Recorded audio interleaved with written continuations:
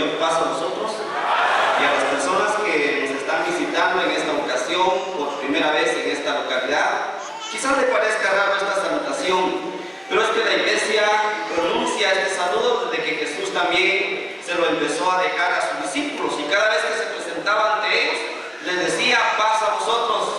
Y no es a partir de ahí, sino que parte desde la salutación que le da Moisés al pueblo de Israel en Números 24, 26 en adelante, capítulo 6, verso 24 en adelante.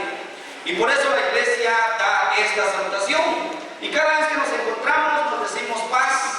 Y este saludo ha llegado a ser tan especial que nuestros hijos, cuando van a la cama, nos dicen paz papi, paz mami, y nosotros nos damos por entendido que nos están diciendo feliz noche. Y cuando amanece nos vuelven a saludar de la misma manera, y nosotros damos por entendido que nos están diciendo buenos días papá. Así que una vez que han sabido por qué nosotros saludamos de esta manera, voy a saludar de nuevo a toda la congregación, y ahora sí a todos. Pasa a vosotros, hermanos.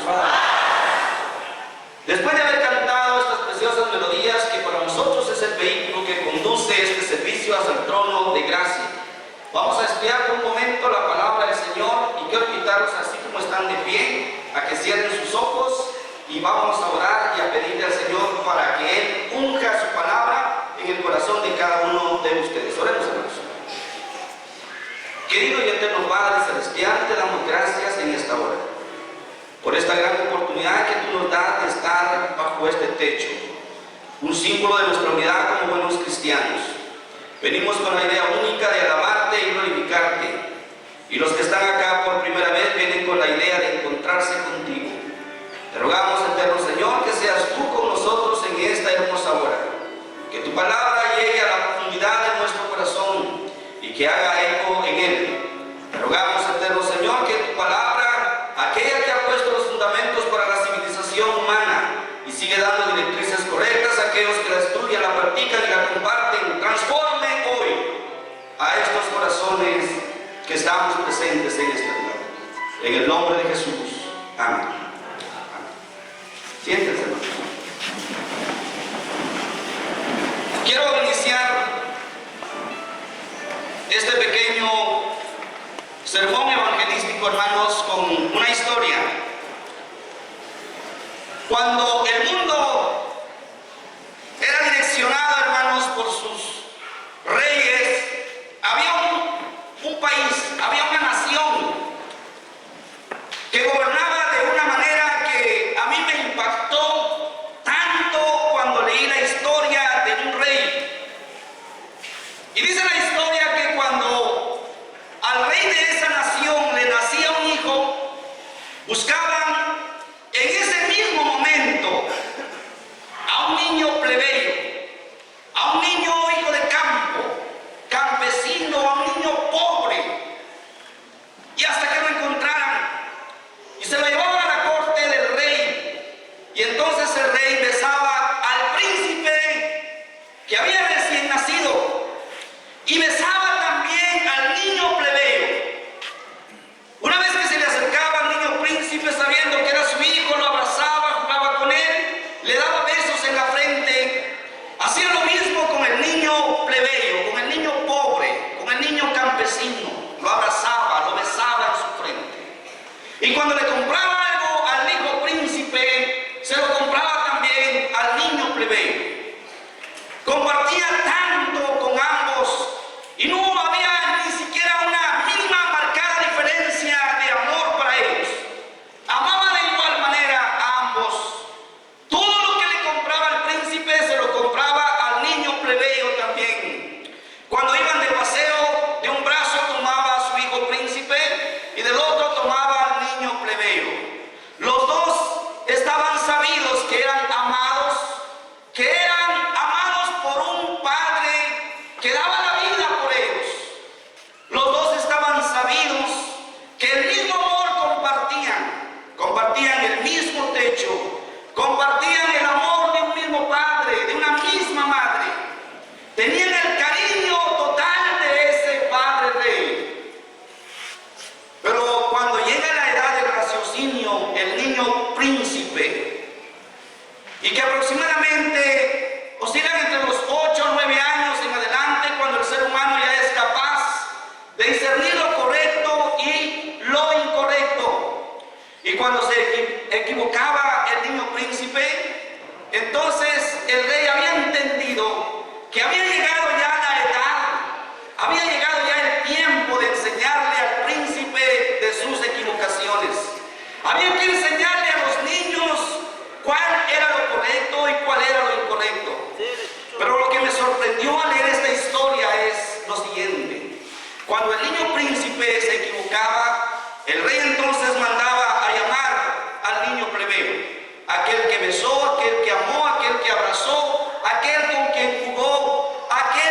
quien compartió, aquel con quien dio, con quien saltó, aquel con quien hubo emoción fuerte de amor. Y le decía: hoy tu hermano príncipe se ha equivocado. ¿Y saben cuál era la manera de corregir al príncipe de sus equivocaciones? Era haciendo desnudar al niño plebeyo, al niño pobre, y lo despojaban de sus vestimentas y llamaban a un criado y le decían: la equivocación del príncipe tiene el costo de 4 a 5 latigazos, así que le vas a dar los latigazos al niño plebeyo para que aprenda el niño príncipe que sus equivocaciones tienen consecuencias y tienen un precio. Por lo tanto, has de corregir a su hermano. Y cuando empezaban a darle de latigazos al niño plebeyo, entonces le vibraba los músculos al niño príncipe, dándose cuenta que por su culpa, por sus errores, por sus equivocaciones, su hermano estaba siendo maltratado. Su hermano estaba siendo castigado, estaba siendo golpeado por la orden de aquel padre que compartió un mismo amor para ambos. Y de esa manera el príncipe aprendía a no equivocarse más. Ahora bien, cuando el Señor Dios Todopoderoso se propone, hermanos, hacer un plan salvífico para la humanidad, Él es el autor de ese plan y busca un actor principal, cuyo actor principal es Cristo Jesús. ¿Lo saben? Y cuando lo envía, hermanos, para venir a morir por el mundo por sus equivocaciones. ¿Pero acaso Él no era un príncipe? ¿Acaso no Él era el Hijo de Dios? La Escritura lo nombra como el príncipe de paz. Sin embargo, a Él le despojaron de sus vestimentas por nuestras equivocaciones, por nuestros pecados, por las cosas maléficas que nosotros hicimos. A Él le quitaron sus vestimentas y le empezaron a dar de latigazos para que nosotros aprendiéramos, hermanos, que nuestras equivocaciones tienen un precio. Por eso alabamos y glorificamos a Dios por ese maravilloso plan. Sé que ustedes también glorifican a Dios, hermanos. Abra la Escritura en este instante juntamente conmigo y vamos a leer un hermoso verso acá en la Sagrada Escritura. Quiero que leamos Génesis capítulo 2 y sus versos 5 en adelante. Génesis capítulo 2, verso 5 en adelante. Y dice así: aún no había ningún arbusto del campo sobre la tierra, ni había brotado la hierba, porque Dios el Señor todavía no había hecho llover sobre la tierra, ni existía hombre para que la cultivara. No obstante, salía de la tierra un manantial que regaba toda la superficie del suelo. Y Dios el Señor formó al hombre del polvo de la tierra y sopló en su nariz hálito de vida. Y el hombre se convirtió en un ser viviente. Quiero que por un momento le demos un vistazo al maravilloso plan de Dios al hacer el primer hombre y a su esposa y ponerlos en un lugar tan hermoso. Quiero, hermanos, que analicemos de una manera microscópica este hermoso verso, y dice así en el verso número 6: no obstante, salía de la tierra un manantial que regaba toda la superficie del suelo, y Dios el Señor formó al hombre del polvo de la tierra y sopló en su nariz hálito de vida, y el hombre se convirtió en un ser viviente. Verso número 8: Dios el Señor plantó un jardín al oriente del Edén, y ahí puso al hombre que había formado. He visto cómo las mujeres aman el espacio que tienen como jardinera detrás de su casa o enfrente de su casa. Y he visto cómo muchas hermanas platican con las rosas, le hablan a las rosas. ¿Ha visto usted a su esposa así? ¿Y ha pensado, ¿y esta qué? ¿Qué tiene? ¿Qué le pasa está delirando. Pero ellas hablan, platican, conversan con las rosas, las miman. Pues usted imagínese el jardín de la mejor manera. Se trata de un jardín, hermanos, donde hay de toda clase de rosa. ¿Cuánto pagamos por un ramo de rosa cuando nos acordamos de la esposa? Pagamos 40 o 50 quetzales por un ramo de rosas. Ahí no había necesidad de pagar. Ahí todo lo tenía a su alcance Eva. Es más, la escritura dice que ahí del jardín nacía un río y se dividía en 3 partes. Lo que me imagino a veces, ¿cómo era esa vida? Yo soy costeño y cuando voy a mi tierra natal me llevo a mis hijos. Y una vez puestos en mi tierra, mis hijos dicen: papi, vamos al río, porque esa es una de las razones por las que viajamos. Vamos al río. Y solo desayunan, nos vamos al río, estamos ahí con ellos y nos pasamos, hermanos, a veces todo el día nadando en el río. Es maravilloso. A mis hijos les encanta. A mis hijos les impresionan los ríos. Nosotros amamos los ríos. Además de que contaban con 3 ríos, no había peligro, no había temor, no había pensamientos de oscuridad, de preocupación de parte de Eva, de parte de Adán. Al decir: mis hijos están en el río, puede llegar un lagarto, un cocodrilo y se los vayan a comer. Las fieras no hacían eso. Es más, jugaban con el mundo humano. Todo eso era maravilloso. Envía a su hijo usted hoy a un río donde hay cocodrilos y ya no regresa. Hermanos, todo eso era maravilloso. Pero quiero que avancemos un poco más y vayamos a Génesis capítulo 3 y su verso 1 en adelante. Génesis capítulo 3, versos 1 en adelante, y dice así: la serpiente era más astuta que todos los animales del campo que Dios el Señor había hecho. Así que le preguntó a la mujer: ¿es verdad que Dios les dijo que no comieran de ningún árbol del jardín? Podemos comer del fruto de todos los árboles, respondió la mujer. Pero en cuanto al fruto del árbol que está en medio del jardín, Dios nos ha dicho: no coman de él, de ese árbol, ni lo toquen, de lo contrario morirán. Pero la serpiente le dijo a la mujer: no es cierto, no van a morir. Dios sabe muy bien, cuando coman de ese árbol se les abrirán los ojos y llegarán a ser como Dios, conocedores del bien y del mal. La mujer vio que el fruto del árbol era bueno para comer y que tenía buen aspecto y era deseable para adquirir sabiduría. Así que tomó de su fruto y comió, y ahí se desgració la vida. Todo venía bien, todo venía de maravilla, todo estaba funcionando bien. Había alegría, había paz, había tranquilidad, buenas conversaciones entre pareja, ayuda mutua, había compasión, había tolerancia, había amor, misericordia. Todo era un reinado de paz.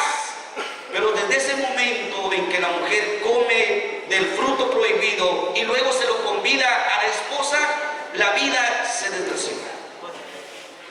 Ya no tiene más sentido. Y empezaron los pleitos, empezaron las riñas entre hermanos. Tanto llegó a ser el odio entre hermanos que uno mató a su propio hermano y lo hizo Caín con su hermano Abel. Las parejas empezaron a buscar culpabilidades, ya no se hicieron responsables de sus propios actos.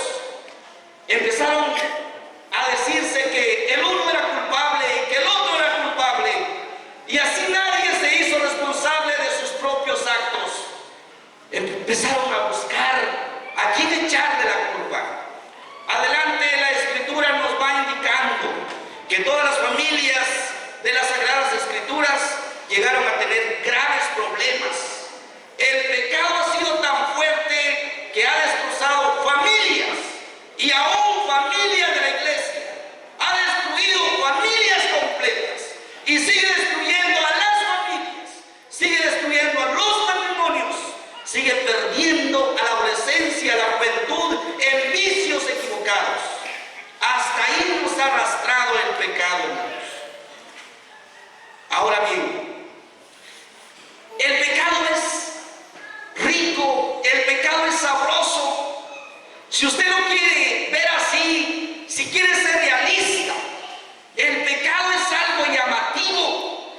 El pecado es un bocado sabroso que quien lo comete se deleita y tiene paz. Y así lo dijo Jesús: mi paz os dejo, mi paz os doy, pero yo no la doy como el mundo la da. El mundo también da paz. El pecado, hermanos, despide paz, pero no una paz duradera. Es una paz que se esfuma en breves segundos. A los hombres, a las mujeres les encanta pecar. A la humanidad les encanta pecar. Y a veces el mundo cree que Dios no está viendo nuestras equivocaciones. A veces decimos: soy tan hábil, soy tan inteligente, mi pecado no lo sabe el pastor, aún no lo sabe mi esposa, mis hijos, predico, dirijo. O si usted todavía no era parte de la iglesia, no es parte de la iglesia, usted puede decir: he hecho las cosas inteligentemente que mi esposa no lo sabe. Pero quiero mostrárselo a la luz de las Escrituras, que Dios sí lo sabe. Dios sí lo sabe. Abra su escritura conmigo en Apocalipsis capítulo 20 y su verso número 12. Apocalipsis capítulo 20 y su verso número 12. Vamos al último libro que aparece en nuestra Sagrada Escritura.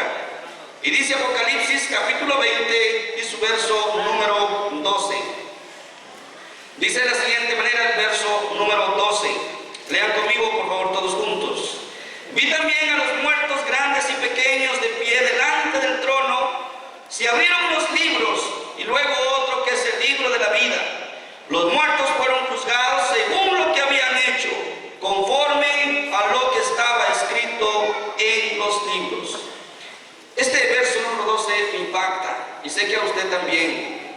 Aparentemente algunas cosas que nosotros hemos hecho y nadie las sabe, y que habilidosamente nosotros las hemos sabido esconder. Pero ¿sabe usted que Dios tiene contado cada acto pecaminoso que hemos hecho?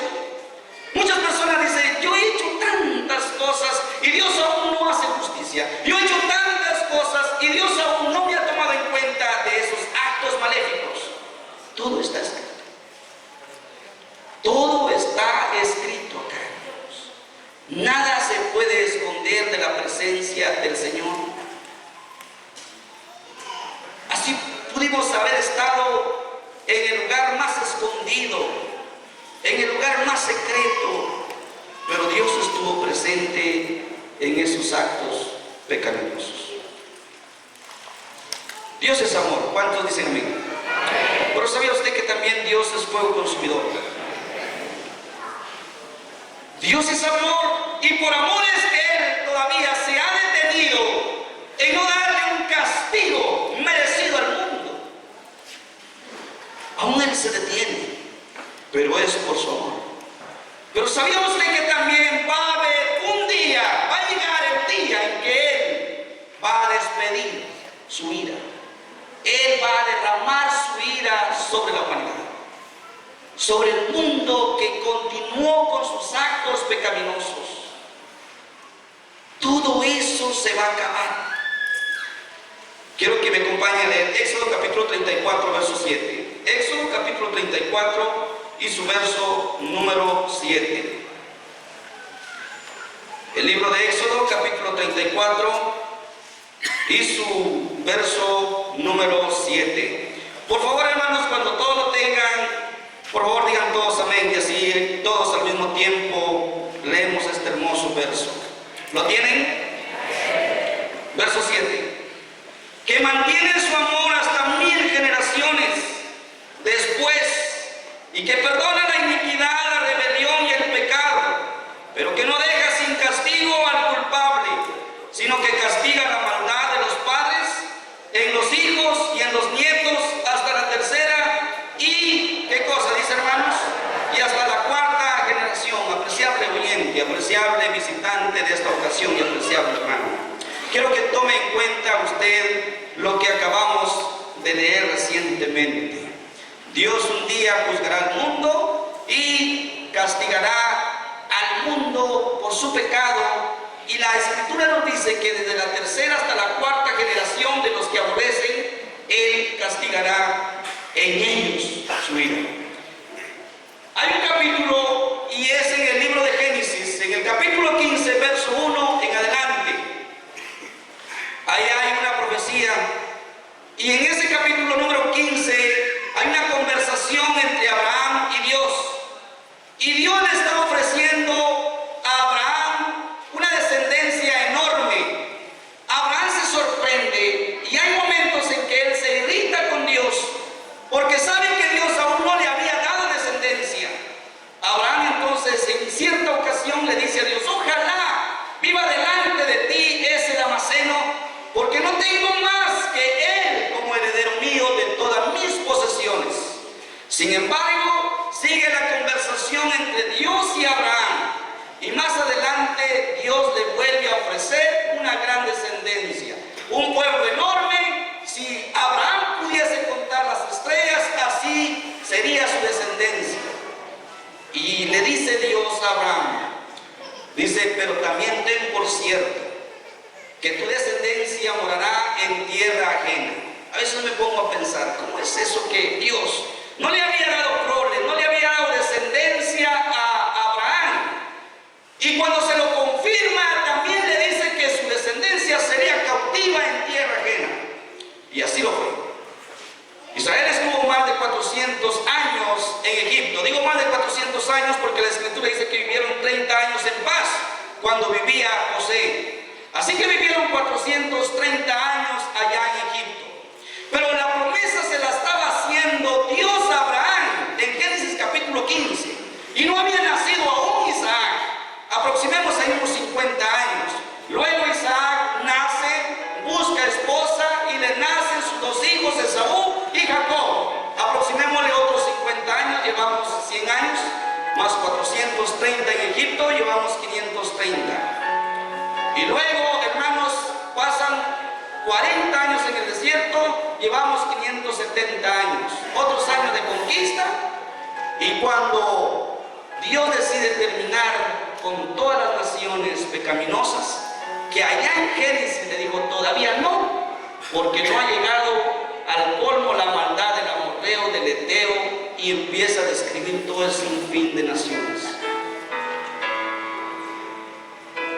En el libro de Reyes, capítulo 6 en adelante, encontramos cuando Dios le dice al rey Saúl: ve y mata a los de Amalek, no te apiades de él, ni tengas misericordia, mata a hombres y a mujeres, mátalos, acaba con sus asnos, acaba con sus bienes, acaba con todo eso. Acaba con eso. ¿Dónde está ese Dios de amor? Hagámonos la pregunta: ¿qué culpa tenían esos niños recién nacidos? Porque ahí la Escritura dice: y mata aún a los de pecho. ¿Dónde está ese Dios de amor? Cuando veía por primera vez esos textos, creía que estaba viendo, creía que me estaba encontrando con un Dios sanguinario, un Dios asesino. Pero no es así, queridos. Dios le estaba dando su castigo retributivo a esas naciones que tuvieron más de 600 años para arrepentirse y no lo hicieron. ¿Cuánto tiempo lleva usted de estar escuchando la palabra de Dios y aún sigue con la dureza de su corazón? ¿Cuánto tiempo lleva? Quiero finalizar con esta última parte. En Isaías capítulo 53, Isaías capítulo 53 nos dice de la siguiente manera, verso 3 en adelante: despreciado y rechazado por los hombres, varón de dolores. Ahí nos quedamos.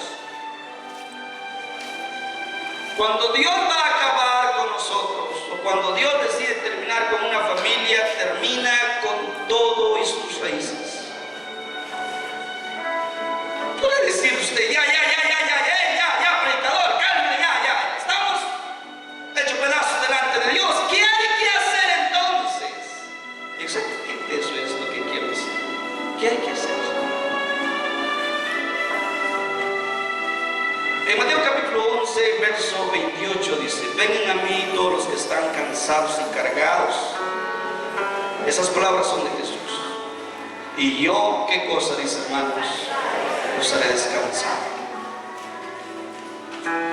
Acá en Isaías, los versos que voy a leer, dice el verso 3: porque despreciado y rechazado por los hombres, varón de dolores, hecho para sufrimiento. Todos evitaban mirar, fue despreciado y no le estimamos. Usted tiene razón de estar actuando así, de esa manera. Borracho, mujeriego, insultativo, incomprensible, intolerante. Un hombre golpeador, insultativo, pleitista. Tiene la razón de estar actuando así. Porque no es más que un agente más del tirano de turno, de Satanás. Y lo tiene esclavizado. Por eso que actuamos. A veces quisiéramos que alguien nos entendiera porque somos así. Dios sabe entender. Finalizo con esta historia de un hombre que tiene frente a su casa, está clavando un tablero, y en ese tablero hay un letrero y dice: se venden cachorros de raza. Hay un niño que se le acerca lentamente a él, y cuando se le acerca dice: Señor, yo quiero comprar uno de esos cachorros. Y se mete su tierna mano a su bolsillo y saca de su bolsillo 35 centavos. Quiero comprar uno de sus cachorros, Señor. El campesino se ríe, y se ríe también del niño. Dice: no, niño, esos cachorros valen mucho, pero de veras quieres un perro, quizás te lleves uno de esos. Y grita un hombre fuerte, y allá de la calle viene una perrita y trae consigo a 4 perritos que juntos parecían una bola de perro.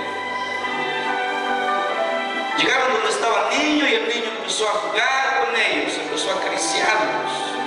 Y entonces él acariciaba a esos 4 perrillos. Hay un quinto que se va acercando lentamente. Este un poco se levantaba, otro poco se caía, otro poco se volvía a levantar, pero llegó a donde estaban los 4 perritos sanos. El niño notó que tenía la cabeza grande, que no traía mucho pelaje, estaba desnutrido, estaba quebrado de las manos y de sus patillas. Empezó a jugar con él, lo tomó, lo juntó a su pecho y le dice al campesino: Señor, ese es el perro que yo exactamente quiero. El campesino se quedó un poco perplejo y viendo al niño le dice: parece que eres un poco tonto, niño.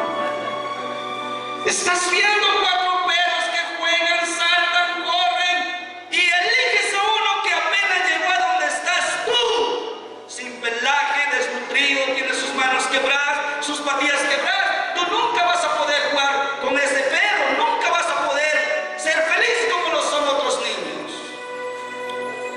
Y entonces el niño lentamente le dice: Señor, quiero que me observe por un momento, por favor. Y empezó a levantar el borde de sus pantaloncillos. El campesino empezó a notar prótesis metálicas que eran sus piernas ortopédicas para el niño. ¿Se da cuenta, Señor? Yo tampoco tengo carillas buenas, no tengo piernas buenas. Yo nunca podré jugar como juegan otros niños, nunca podré saltar como saltan otros niños, nunca lo podré hacer, nunca podré correr como corren otros niños, nunca voy a ser feliz como esos niños sanos. Por eso él, refiriéndose al perro, necesita a alguien que le pueda entender, alguien que le pueda comprender. Quizás a ti, por mujeriego, por pleitista, por drogadicto, por vicioso, por alcohólico, nadie te ha podido entender. Dios te puede entender. Pónganse de pie todos, por favor.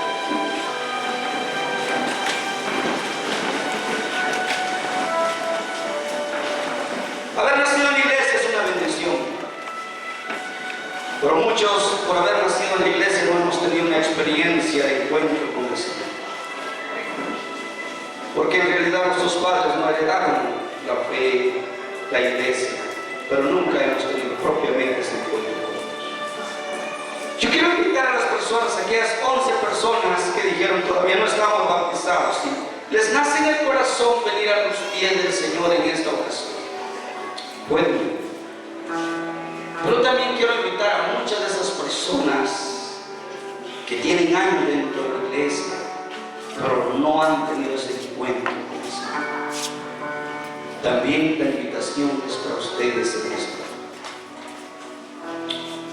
Rompa ese miedo. Haga a un lado el miedo, el que dirán. Hágalo a un lado.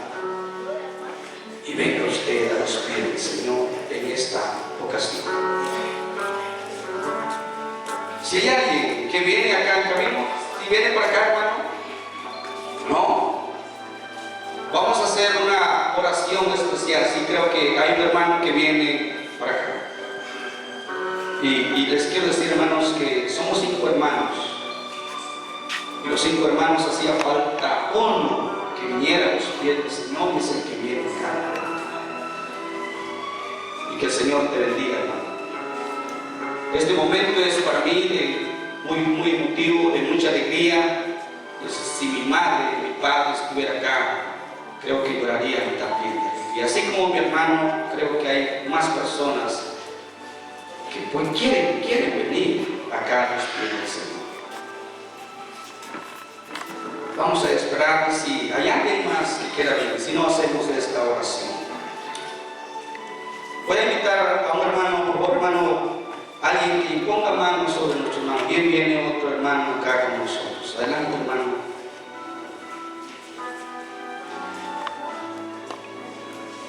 Y vamos a hacer una oración especial por ellos. Si ellos quieren tener esa experiencia, hoy van a tener esa experiencia de hablar con Él, de hablar con Dios, de decirle a Dios: Señor, aquí estoy delante de ti, te recibo como mi único y suficiente Salvador. Díganle al Señor que les sane su vida. Aquí están delante de Él. Él los puede entender, los puede comprender, los puede animar, los puede levantar con fuerzas. Vamos a orar. Quiero pedirles a todos que me acompañen. Vamos a orar. Querido y eterno Padre Celestial,